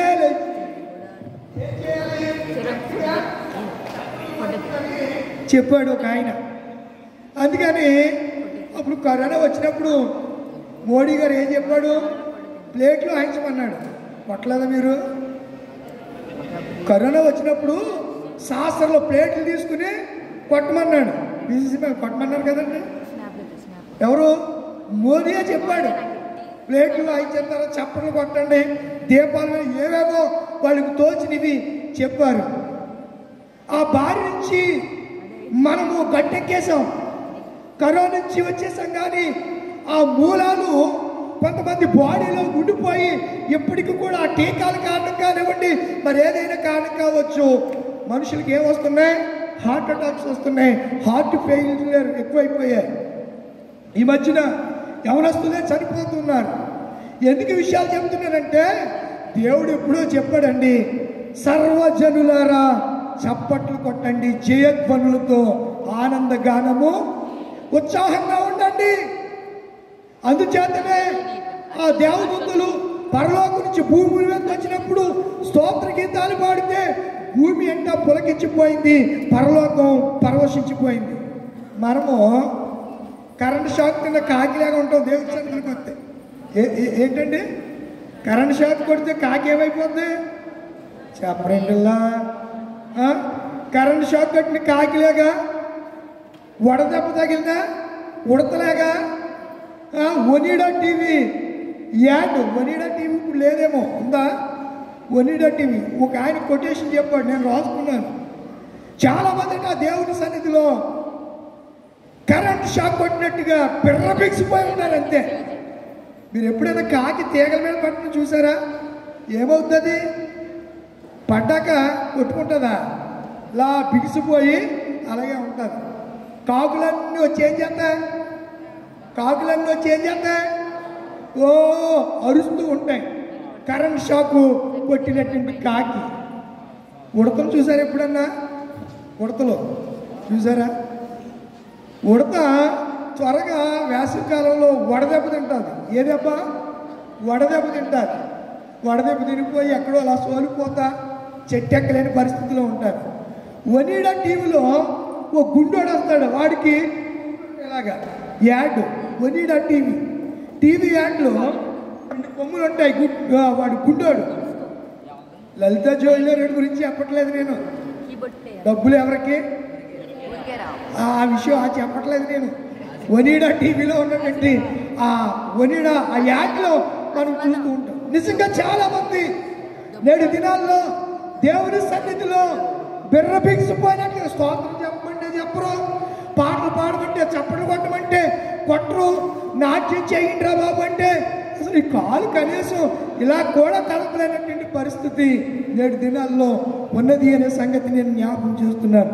కనుక మనం ఆలోచన చేయగలిగితే ఆయన కౌన్సిలర్ అనగా ఆలోచనకర్త. మూడవది గొల్లలు ఎక్కడికి వెళ్ళి ఎవరిని పూజించారు చెప్పాలి. ఇందులో 3వ అంశం ఏంటి చెప్పండి?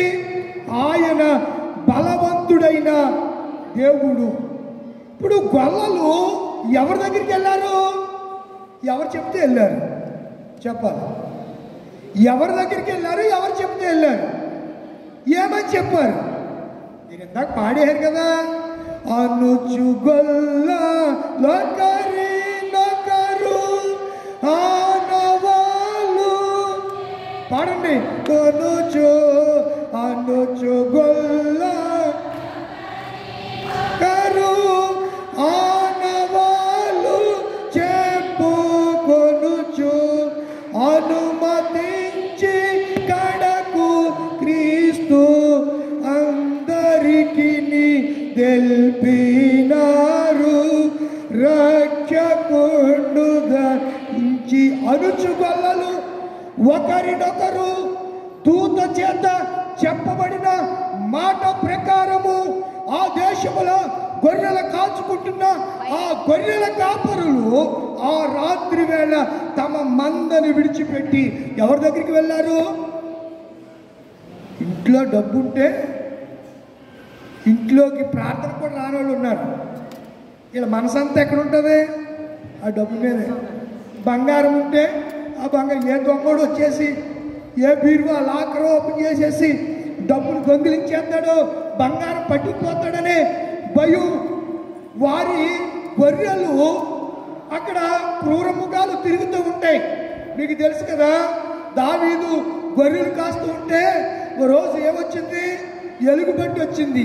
ఏం చేశాడు? కొట్టి చంపేశాడు. ఇంకొక రోజు సింహం వచ్చింది, గొర్రె పిల్లను నోట ఖర్చుకుని పట్టుకు వెళ్ళిపోతుంది. సింహాన్ని పరుగెట్టి వేటాడి బలవంతుడైన దావీదు దాన్ని 2 దవడలు పట్టుకుని దానిని చీల్చి చెండాడేశాడు. గొర్రెను రక్షించాడు. ఈ గొర్రెల కాపరులు రాత్రి వేళ తమకు చెప్పబడిన ఆ వర్తమానాన్ని విని ఎవరి దగ్గరికి వెళ్ళిపోయారు? బలవంతుడైన దేవుడిని చూడడానికి వెళ్ళారు. మన దేవుడు బలవంతుడు. 4వది, ఆయన నిత్యుడగు తండ్రి. దేవదూతలు ఏం చెప్పారు చెప్పండి? దేవదూతలు ఏం చెప్పారు? గొల్లలకి ఏం చెప్పారు చెప్పండి? జ్ఞానులకి చెప్పలేదు. జ్ఞానులకి ఎవరైనా చెప్పారా? ఎవరు చెప్పలేదు. నక్షత్రాన్ని చూసి వారు ఎవరో రాజు పుట్టాడు, గొప్పవాడు పుట్టాడని తమంతట తాముగా ఖగోళ శాస్త్రం తెలిసిన జ్ఞానులుగా వారు కానుకలు తీసుకుని ప్రయాణమై 2 సంవత్సరాలకి ఎక్కడికి వచ్చారు? యెరూషలేముకి వచ్చారు. యెరూషలేము రాజకోటలోకి వెళ్ళారు. క్రీస్తు అక్కడ లేడు. ఎక్కడ ఉన్నాడో? ఎప్పుడైతే వాళ్ళు క్రీస్తులు రాజమందిరంలో లేడని తెలిసి బయటికి రాగానే తూర్పు దిక్కున వారు చూచినటువంటి నక్షత్రం ఆ శిశువు ఉన్న ఇంటి మీదకి. ఇప్పుడు జ్ఞానులు వెళ్ళేసరికి యేసయ్య ఎక్కడున్నాడు చెప్పండ్రా? ఎక్కడున్నాడు? బైబిల్లో చూద్దామా?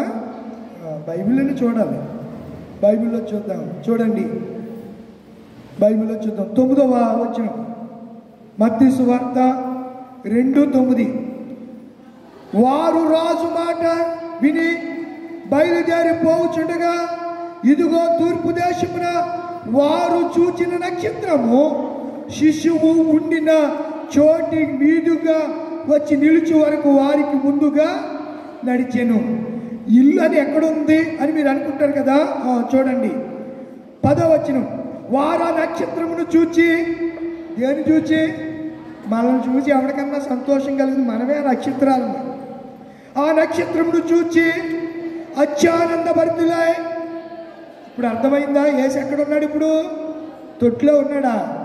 తొట్లో ఉన్నాడని లాలి లాలి పడుకొని ఆయన, మీ పిల్లలకి మీరు పాటలు పాడతారు కదా, బొజ్జోరని ఆయన, లేకపోతే చందమామ రావే, జాబిల్లి రావే, కొండెక్కి రావే, గోగు పూల, కోటి పువ్వుల, ఏదో పువ్వులే తేవే అని చెప్పి పాటలు పాడుతూ భుజాన్ని వేసుకుని నిద్రపోస్తారు కదా. వీళ్ళు నక్షత్రము వీరిని నడిపిస్తూ ఉంటే గొల్లలకి వార్త చెప్పింది ఎవరు? దేవదూత. దేవదూతను చూసి గొల్లలు ఏమైపోయారు? భయపడ్డారు. భయపడిన అవసరం లేదు. మన దేవుడు బలవంతుడైన దేవుడు. భయమును నుంచి, అందుకే భయపడకూడని 360 సార్లు దేవుడు తన ప్రజలతో మాట్లాడాడు. ఏ భయము నిన్ను వెంటాడుతుంది, ఏ భయము చేత నువ్వు ఆందోళన చెందుతున్నావో ఈ రాత్రి పరిశుద్ధుడైనటువంటి దేవుడు, రక్షకుడు, లోక రక్షకుడు నీ భయానంతటిని తీసివేసి నిన్ను బలపరచడానికి సిద్ధంగా. నమ్మిన వారందరూ ఒక్కసారి హల్లెలూయా చెబుదామా? హల్లెలూయా. నీ దేవుడు నిన్ను బలపరచడానికి, నిన్ను బలవంతునిగా చేయటానికి, బలవంతుని చేతిలో బాణములా నిన్ను చేయటానికి, అంబుల పొదిలో నిన్ను సంధించబోతున్నాడు ఈ రాత్రి. నీవు మెరుగు పొట్టిన అంబు వలె మార్చబోతున్నావు. నక్కులు పెట్టబడిన నురుపిడి మానుగా దేవుడు నిన్ను చేయబోతున్నాడు ఈ రాత్రి. నురుకులు పెట్టబడిన క్రొత్తదైన నురిపిడి మాను.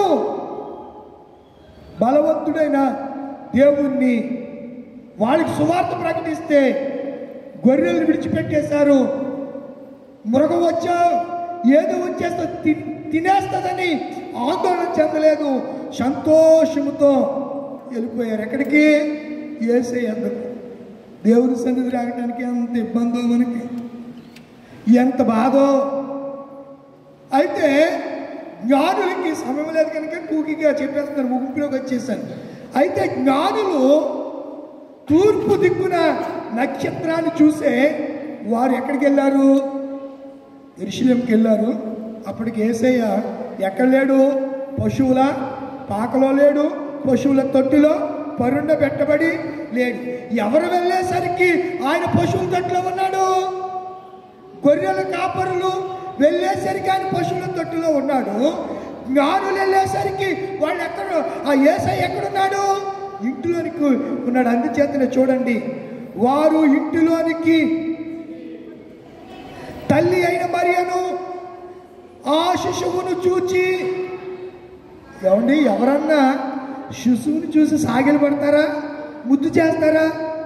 ఆడు బుగ్గగిల్లో లేదా ఆడు ముద్దు పెట్టుకునో ఎత్తుకునో ఏదో చేస్తారు. కానీ ఎవడన్నా బాలుడి దగ్గర సాగిలు పడిన వాళ్ళు చరిత్రలు ఎక్కడన్నా మీరు విన్నారా? చెప్పండిరా. కానీ యేసును చూడగానే వారు ఏం చేసేస్తారంట? వాళ్ళు ఎవరో మామూలు వాళ్ళ, మనలాంటోళ్ళ, తెలివి తక్కువోళ్ళ, తెలివి లేని వాళ్ళ కాదే. మహాజ్ఞానులు, ఖగోళ శాస్త్రం తెలిసినటువంటి గొప్ప జ్ఞానులు ఆయన దగ్గరికి వెళ్ళేటప్పటికి సాగిలు పడిపోయారు. సాగిలు పడడం అంటే ఇలా మోకరించి సాగిల పడడం. మనం పాడతాం కదా, సాగిల పడి మ్రొక్కెదము సత్యముతో ఆత్మాల మన ప్రభు యేసుని. సాగిల పడి మ్రొక్కెదము. పాడి కాదు, పడటం వేరు, పాడి వేరు. పాడి అంటే నలుగురు తీసుకెళ్ళేది, మోసుకెళ్ళేది పాడి. పడటం అంటే ఆయన దగ్గర మోకరిల్లడం. వారు సాగిల పడి ఆయనను పూజించాడు. పూజించడం అంటే రెవరెండ్ అనే మాటకు గ్రీక్ వర్డ్ ఏంటంటే పూజనీయుడు. లోకం ఎవ్వరు పూజనీయులు కాదు, ఒక యేసే పూజనీయుడు. ఆయన ఎదుట సాగిలపడి ఆయనను పూజించి తమ పెట్టెలు విప్పి. ఏ విప్పారు? పెట్టంటే హృదయం. పెట్టంటే ఏంటి? హృదయం. హృదయపూర్వకంగా ఆయనను వారు స్తుతించడం, ఆరాధించడం, సాగిలపడడం జరిగింది. బంగారం సమర్పించారు, బోళం సమర్పించారు, సాంబ్రాణి. పిల్లలకి ఇది వరకు స్నానం చేయించిన తర్వాత సాంబ్రాణి పొగ వేసేవారు. ఇప్పుడు కూడా వేస్తున్నారు అనుకుంటా. అది ఏమి తప్పు కాదు. మన ఇళ్లలో కూడా అప్పుడప్పుడు సాంబ్రాణి పొగ వేసుకుంటే క్రిమి కీటకాలన్నీ ఏమైపోతాయి? నశించిపోతాయి. అది చాలా మంచిది, తప్పేమి కాదు. చక్కగా ఆ సాంబ్రాణి, ఆయన యాజకుడు, ఆయన ధూపం వేసేవాడు, మన కొరకు విజ్ఞాపన చేసేవాడను గుర్తుగా సాంబ్రాణిని, ఆయన రాజులకు రాజును, ప్రభువులకు ప్రభు అని ఆయన తొడల మీదను ఆయన వస్త్రముల మీదను వ్రాయబడి ఉందని ప్రకటన గ్రంథంలో మనం చూస్తాం. ఆయన రాజు కనుక బంగారాన్ని ఆయన మరణిస్తాడు కనుక బోళాన్ని కానుకలుగా వారు సమర్పించారు. సమర్పయామి అంటే సమర్పించడం. దేవునికి కానుకలుగా పెట్టెలు విప్పారు కనుక నీ ముగింపులో ఒక సంగతి చెప్తున్నా. ఈ రాత్రి నీ హృదయం అనే పెట్టెను తెరవాలి. నీ హృదయం అనే పెట్టెను విప్పాలి. నీ పెట్టె మూసుకుపోయిందేమో. నీ పెట్టెలో ప్రభు అయినటువంటి యేసు నీ హృదయం అనే పెట్టెలో ఆయన లేడేమో. ఈ రాత్రి, ఈ 2024వ సంవత్సరము, ఈ క్రిస్మస్ 29వ రాత్రి తారీఖు, ఈ ప్రశస్తమైన రాత్రి వేళ దేవుడు నీతో చెప్తున్నాడు, మీ పెట్టెను విప్పండి, మీ పెట్టెను తెరవండి, మీ పెట్టెను తెరవండి. నీ హృదయాన్ని కానుకగా ఆయనకు సమర్పించండి. ఆయనకి కానుకలు అవసరం లేదండి. ఆయన ధనవంతుడు. నీ హృదయం అనే కానుకను ఆయన కోరుతూ ఉన్నాడు, ఇమ్మని అడుగుతున్నాడు. ఇద్దామా ఈ రాత్రి? ఇద్దామా? నేను 5 క్యారెక్టర్లు జ్ఞాపకం చేశాను. 5 కోణాలు, యేసుక్రీస్తుకున్నటువంటి 5 నామాలు, టోటల్ 15 విషయాలు మీకు జ్ఞాపకం చేశాను చిన్న వర్తమానంలో. ఎన్ని విషయాలు మరొకసారి చెప్పండి. 5 వ్యక్తులు ఎవరెవరు చెప్పండి? యేసేపు, ఫస్ట్ మరియా, యేసేపు, గొల్లలు, దూతలు, జ్ఞానులు. నెక్స్ట్ దేవుడికి ఉన్నటువంటి కార్యాలన్నీ, నామాలన్నీ: ఆశ్చర్యకరుడు, ఆలోచనకర్త, బలవంతుడైన దేవుడు, నిత్యుడగు తండ్రి, సమాధాన అధిపతి. పీస్ అండ్ పీస్, సమాధానం. సర్వోన్నతమైన స్థలములో దేవునికి మహిమ, ఆయనకి ఇష్టలైన మనుషులకు భూమి మీద సమాధానం. 5 నక్షత్రానికి ఎన్ని కోణాలు ఉంటాయని చెప్పాను? 5 కోణాలు. ఒక్కొక్క కోణము యేసుని గురించి మనకు ప్రబోధిస్తూ ఉంది. ఇంటి పైనంట స్టారు, ఇంట్లో బారు అన్నాడు ఒక ఆయన. ఇంటి పైన వెలుగుతూ ఉంటుంది స్టారు, ఇంటి పైన స్టార్ వెలుగుతూ ఉంటుంది. ఇంటిలో లోపల గందరగోళం. ఎలాంటి గందరగోళం అంటే, మీ ఆడవాళ్ళు నేను చెప్తూ ఉంటాను కదా, మీకు బాగా కనెక్ట్ అవుతుందని. ఆయన చేరుకోలేదు కదా, వెళ్ళు, రాను, నేను రాను, వెళ్ళు, నేను రాను అనేవాళ్ళు ఉన్నారు. డాడీ బట్టలు కొనలేదు. డాడీ పరిస్థితులకి ఏం తెలుసు? మోసేవాడికి తెలుస్తుంది. కావిడి మీకు నొప్పేంటి?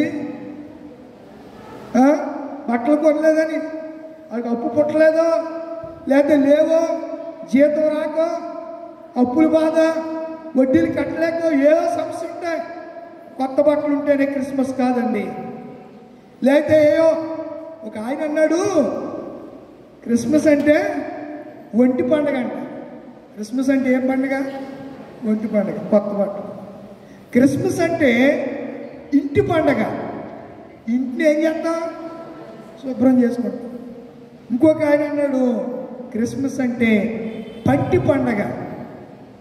ఏ పండగ అంటే మాంసం కూర లేకపోతే, మనకు ముక్క లేకపోతే ముద్దదే కదా.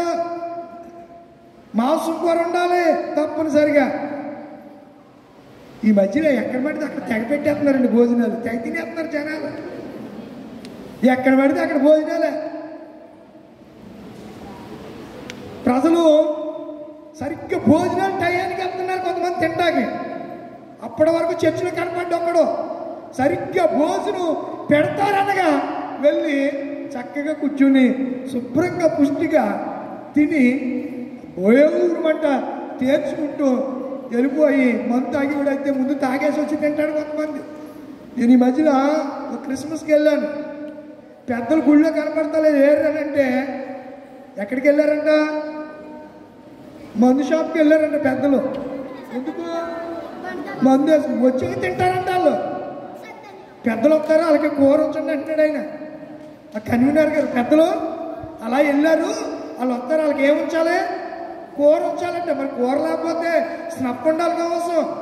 ఏమంటారు? అరే ఆశీర్వాదం ఏమంటారు? స్నప్ అనే బంధులో నంచుకుంటాకి దాన్ని ఏమంటారు?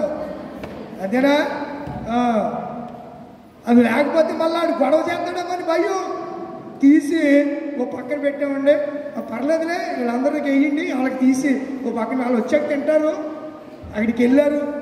ఇదేం దౌర్భాగ్యమో.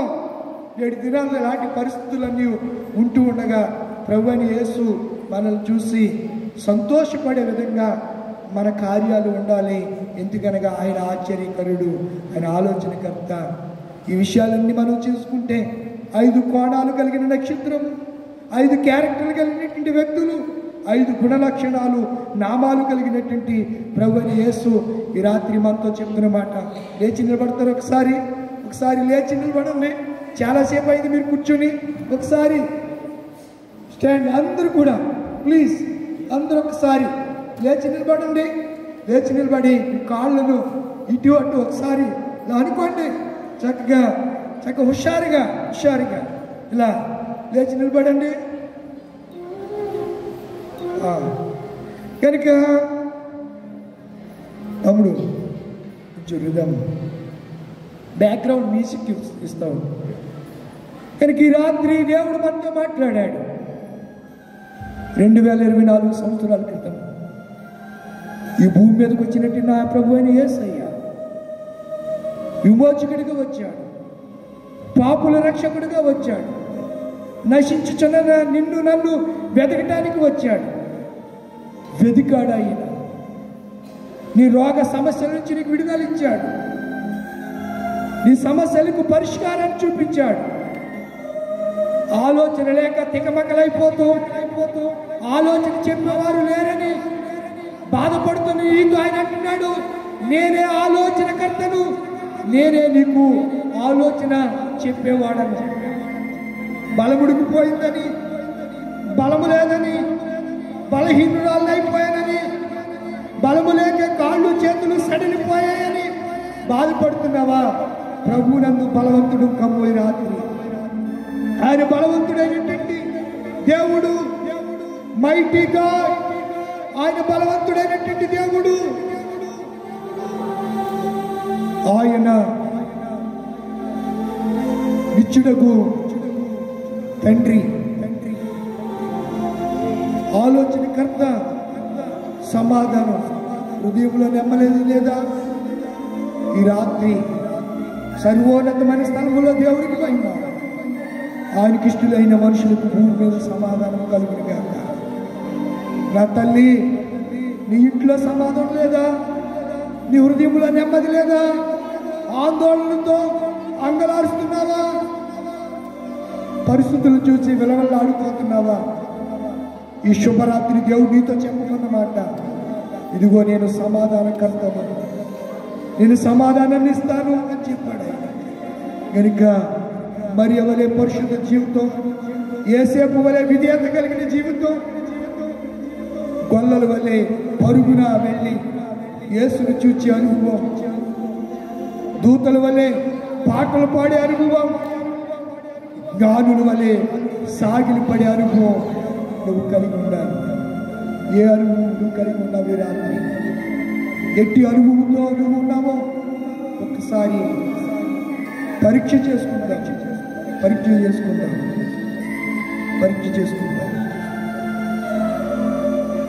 Thank you Jesus, thank you lord, the wonderful father, almighty God.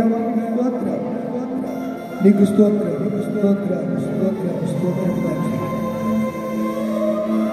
Youth Christmas దినాన్న ఇద్దరు పిల్లలతో మాట్లాడాలని ఇష్టపడ్డాను. నీ పిల్లలు మీరు దర్శించినందుకు నీకు ఇష్టమైంది ప్రభు. నీ బిడ్డలతో తండ్రి ఏ రీతిగా అయితే ముచ్చటిస్తాడు అలా మాట్లాడడం నీకు ఇష్టం. నీ పిల్లలు ఏమైనా మాతో మీరు మాట్లాడడానికి పొందరాలి. ప్రార్థన చేసుకుంటాం. శిరం వంచండి. వచ్చినట్టు మీరు ఒక బలమైన తీర్మానం చేసుకోండి. ప్రభువా, ఎన్నో క్రిస్మస్ నా మీద నుంచి దొరికిపోతున్నాయ్యా. ప్రతి సంవత్సరం క్రిస్మస్ చేస్తున్నాను తండ్రి. క్రిస్మస్ యొక్క ప్రాధాన్యతను నేను గుర్తించలేని వాడిగానే, అందరితో పాటు నేను అన్నట్లుగానే నేను చేస్తున్నాను ప్రభువా. అలా కాదయ్యా, జ్ఞానుల వలె సాగిలి పడే తగ్గింపు కలిగిన మనసును నాకు దయచే ప్రభు అని ఒక్కసారి హృదయపూర్వకంగా ప్రభుని వేడుకుంటే ఆయన నిన్ను దర్శిస్తాడు. ఈ హృదయంలో నెమ్మదిస్తాడు, ఈ హృదయంలో శాంతినిస్తాడు. అలా ఆయన ఇచ్చే శాంతిని పొందాలని ఆశపడుతున్న వారు మీ కుడి హస్తాన్ని మీ గుండె మీద పెట్టుకోండి. మీరు మీ గుండె మీద పెట్టుకోండి. ప్రభువా, ఈ క్రిస్మస్ దినాన్న నా హృదయంలోనికి రావయ్యా. ఒక్కసారి నన్ను జ్ఞాపకం చేసుకొని మీ గురు హస్తాన్ని తీసుకొని మీ గుండె మీద పెట్టుకోండి. మీకోసం నేను ప్రార్థన చేయబోతున్నాను. పరమ తండ్రి, పరిశుద్ధుడా, గొప్ప దేవానికి వందనాలు, స్తుతులు, స్తోత్రాలు అయినా ఈ ప్రశస్త రాత్రి వేళ ఎంతవరకు నీ వర్తమానాన్ని మీరు చెప్పమన్నటువంటి మాటలు నీ బిడ్డలతో చెప్పడానికి కృప చూపించావు తండ్రి. వయసు తరిగిపోతుంది ప్రభు, కాలం గతించిపోతుంది. ఇంకా సరైనటువంటి ఆనందాన్ని ఆత్మీయ జీవితంలో ఉన్నతమైన స్థితిలోనికి నేను చేరలేదేమో ప్రభు. ఈ 2024 సంవత్సరం గతించక మునిపే, మరొక నూతన సంవత్సరం నేను ప్రవేశించక మునిపే, మేము ప్రవేశించక మునిపే నూతన హృదయాన్ని మాకు దయచేయండి ప్రభు. నూతన ఆలోచనలు దయచేయండి, నూతన తలంపులు మాకు దయచేయండి ప్రభు. అలా తమ కుడి హస్తాన్ని గుండె మీద వేసుకున్న బిడ్డలందరికీ అట్టి మనసును మీరు అనుగ్రహించమని సంజ్ఞాపన చేస్తున్నారు. ఈ దినము తండ్రి యూత్ క్రిస్మస్ జరిపినటువంటి ఏర్పాటు చేసిన యూత్ బిడ్డలందరినీ కూడా మరొకసారి ఈ పాత సాన్నిధ్యానికి తీసుకొస్తున్నాను. సంఘ పెద్దల్ని, నాయకులను అందరినీ కూడా మీరు దీవించి క్రిస్మస్ శుభాలు, క్రిస్మస్ ఆశీర్వాదాలు, క్రిస్మస్ సమాధానము, క్రిస్మస్ దీవెన మీరు హృదయంలో ఇది మొదలుకుని ప్రజ్వలిల్లాలని మనస్ఫూర్తిగా నేను కోరుతున్నాను తండ్రి. ఈ సన్నిధిలో ప్రార్థన చేస్తున్నాను. ఈ మనవులన్నీ అంగీకరించి ఈ బిడ్డలకు కావలసిన శాంతిని, సమాధానం, నెమ్మదిని దయచేసి బయట పొందమని యేసు పరిశుద్ధ నామమున వేడుకుంటున్నాను తండ్రి. ఆమేన్. దయచేసి కూర్చోండి. ఒకసారి మీ కుడి హస్తాలు ఎత్తి క్రీస్తు నాడు పుట్టిన కూర్చోండి. కూర్చొని చెప్పండి. కూర్చోండి. సిడౌన్. కూర్చోండి. మీ కుడి హస్తాలు ఎత్తి ఒకసారి కేరళ చెబుదాం. క్రీస్తు నాడు పుట్టెను, క్రీస్తు నాడు పుట్టెను, క్రీస్తు నాడు పుట్టెను. Happy Christmas, happy Christmas. క్రీస్తు నాడు పుట్టెను. నన్ను యూత్ వారు మీ మధ్యకు ఆహ్వానించి వాక్యం చెప్పడానికి అవకాశం ఇచ్చిన యూత్ ప్రెసిడెంట్ గారు పిడకాల అబ్రహాం గారు, అలాగే వైస్ ప్రెసిడెంట్ గారు, అలాగే ఇంకా యూత్ సంఘ పెద్దలు, యూత్ సెక్రటరీ, యూత్ ట్రెజరర్ గారు అందరికీ, మరి సంఘం అంతటికి మరొకసారి నా నిండు మనసుతో హృదయపూర్వక వందనాలు తెలియజేస్తున్నాను. చక్కని ఆర్కెస్ట్రా వాయించారు, మీకు కూడా వందనాలు. సౌండ్ సిస్టమ్ వందనాలు. శుభాలు తెలియజేసిన వెళ్ళండి పాస్టర్ గారికి, పిసిసి మెంబర్ గారికి, సెక్రటరీ గారికి అందరికి కూడా మరొకసారి ప్రత్యేక వందనాలు తెలియజేస్తున్నాను. దేవుడు మిమ్మల్ని దీవించును గాక. ఆమె ఈ సమయాన్ని సెక్రటరీ గారికి అప్పగిస్తున్నాను. హలో హలో హలో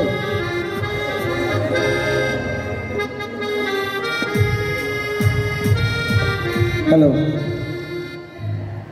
మన 5 కోణాల్లో ప్రసంగం చేసిన 5 క్యారెక్టర్లు, 5 నేములు, అలాగే స్టార్లో 5 కోణాలను బట్టి ప్రసంగం చేసిన మన స్థానిక సిఆర్ గారికి వందనాలు తెలియజేస్తున్నాం. కొవ్వొత్తులు పంచిపెట్టడం జరుగుతుంది. క్యాండిల్ సర్వీస్ ఉంటుంది.